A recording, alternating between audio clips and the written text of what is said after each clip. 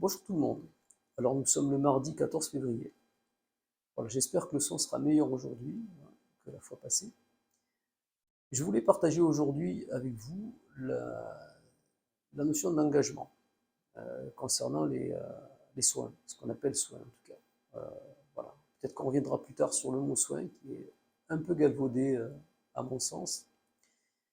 Et pourquoi ce sujet? Parce que il m'arrive parfois que certaines personnes reviennent vers moi en me disant que ce que nous avons fait ensemble,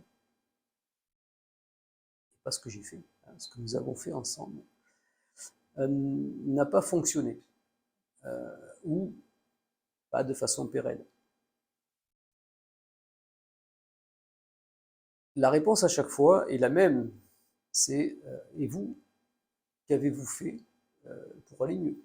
Qu'avez-vous fait pour changer de regard sur la vie, changer de regard sur vous-même, changer d'habitude, qu'elle soit alimentaire, qu'elle soit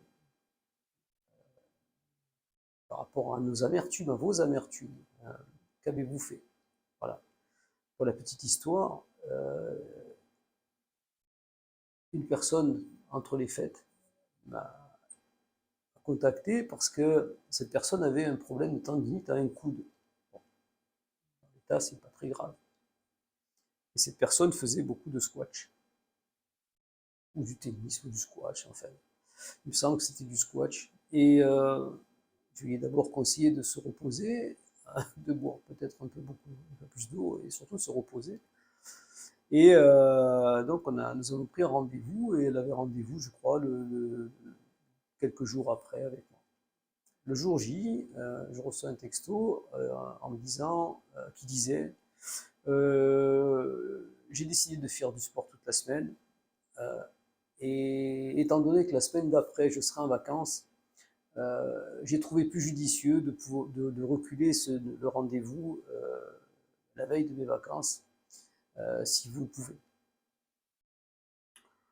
Bon, je lui ai gentiment répondu que ce qui aurait été judicieux, il sait, on en avait parlé, cette personne le savait, c'était de se reposer avant tout, et que ce qu'il serait judicieux aujourd'hui, c'est de voir un peu comment pouvoir aller à Lourdes ou à Sainte-Thérèse de Lisieux, parce que parfois, là-bas, des miracles se produisent.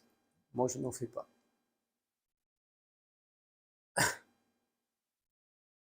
Et je pense qu'aucun d'entre nous n'en fait. La seule personne qui peut faire des miracles, c'est le patient. Lorsque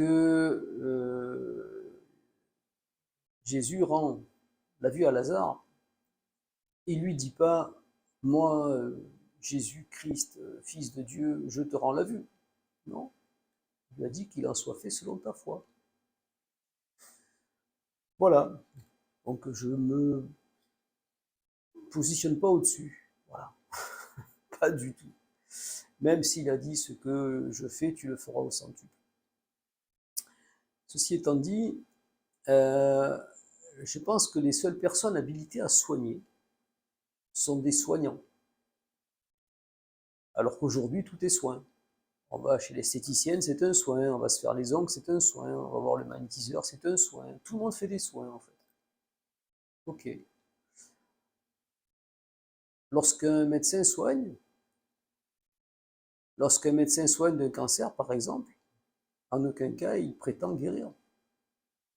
D'ailleurs, ils disent bien, à la fin d'un traitement, vous êtes en rémission. On peut revenir sur ce mot, qui est quelque part un peu du poison, mais en tout cas, c'est comme ça. Et personne ne se révolte contre ce praticien. Personne.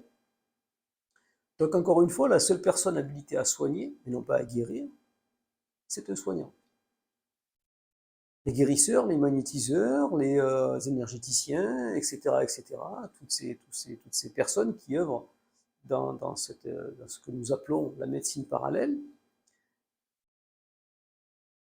ne sont pas des soignants. Ils sont des accompagnants holistiques, on va dire ça comme ça. Ce sont des personnes qui ont, dans cette existence-là, peut-être une capacité à aller capter l'énergie. Ce sont des récepteurs, émetteurs, qui sont là pour réveiller en vous votre propre capacité à aller mieux. Libre à vous après de guérir ou pas. Et lorsque je raconte ça aux gens, la réponse est toujours la même. Ah oui, mais ma belle-mère, putain, elle me fait chier. Hein. Voilà, mon travail, on me force à faire ceci. Alors, à un moment donné, c'était la soupette. Mais aujourd'hui, on a toujours peur de ça, etc., etc. Mais on ne fait rien pour changer, en fait. On est toujours prisonnier de nos propres démons. Le guérisseur est là juste pour envoyer cette énergie d'amour-là, mais il ne pourra pas faire les choses à votre place. Personne ne peut la faire à votre place. Personne.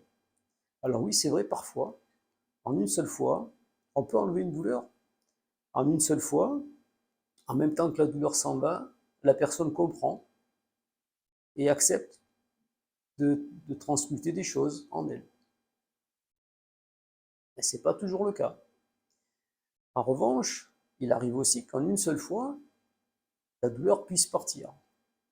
Sauf que si rien n'a été intégré, rien n'a été compris, cette douleur va revenir au même endroit ou ailleurs.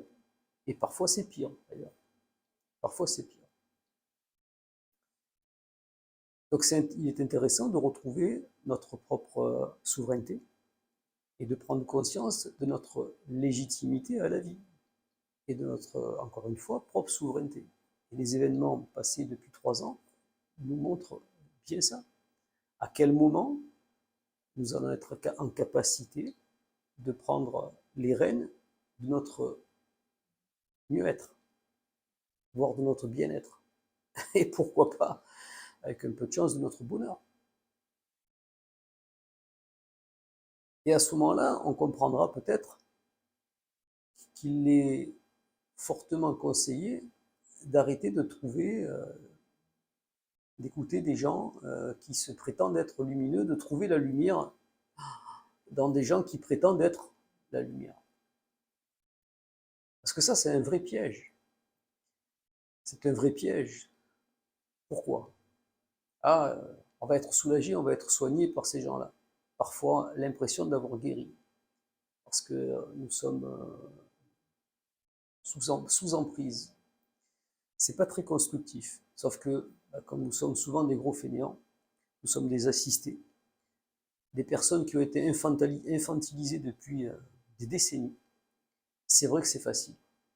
C'est beaucoup plus facile que d'entrer en introspection et d'aller chercher notre propre lumière. Le guérisseur doit servir à ça.